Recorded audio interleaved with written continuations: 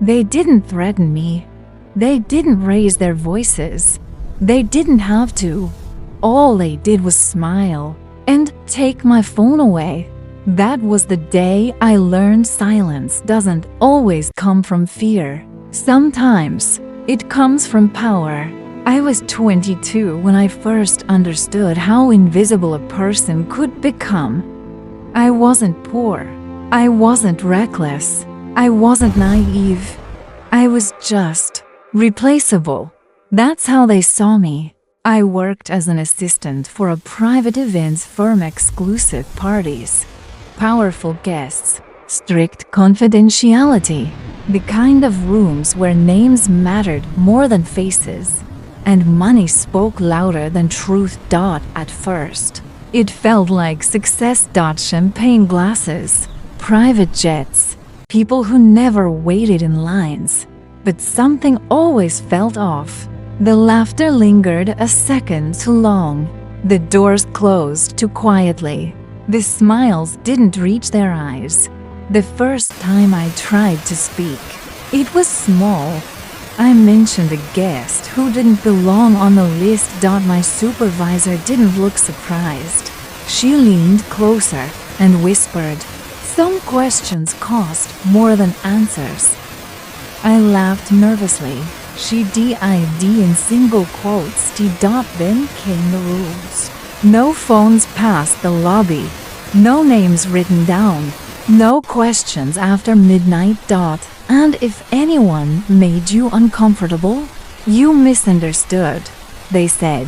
You're emotional, they said. You'll ruin your future, they warned. I watched girls disappear from the schedule. Not fired, just gone. Their names were never mentioned again. The night everything changed. The house was louder than usual.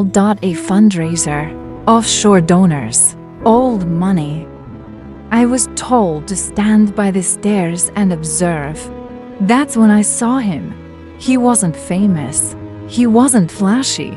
But everyone leaned toward him when he spoke.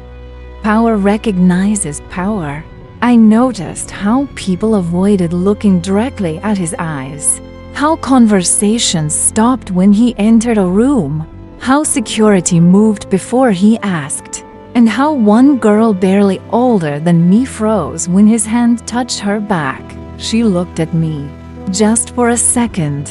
And in that second, I understood something terrifying. She was looking for a witness. Later that night, I tried to report what I saw. I didn't finish the sentence.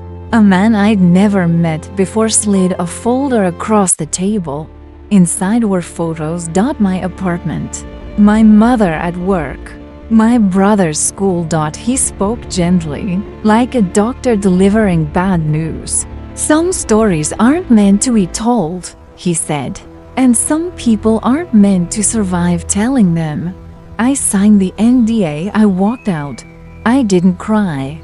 I just felt erased. The months that followed were worse than fear. Fear fades. Silence doesn't.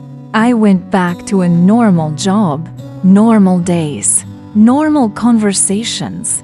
But every time I heard a powerful name on the news, my chest tightened. Every time someone said justice, I felt sick.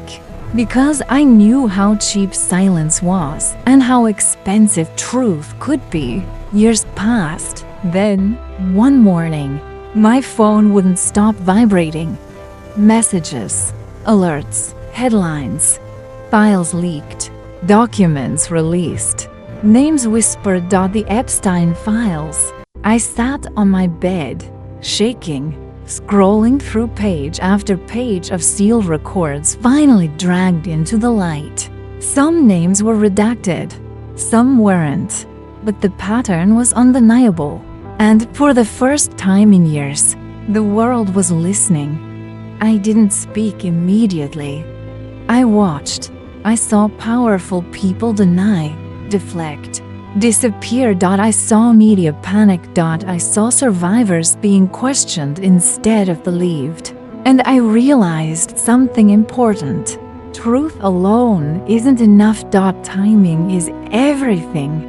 I reached out to a journalist I trusted. Not with accusations. With evidence. Travel logs, emails, event schedules. Nothing dramatic. Just facts. The kind of facts that don't scream but haunt. She asked me one question. Why now? I told her the truth. Because now they can't erase all of us. When the story broke, my name wasn't the headline. And I wanted it that way. The article focused on systems, not individuals. On patterns, not scandals. But insiders knew. They always do. Within days, the calls started. Private numbers, soft voices, old tactics. One man laughed nervously and said, "You don't know what you're doing." I smiled, because this time, I did. They tried to discredit me. Said I wanted attention. Said I misunderstood. Said I was bitter. The same script. But something had changed. People were asking questions now. Real ones. Sponsors pulled out.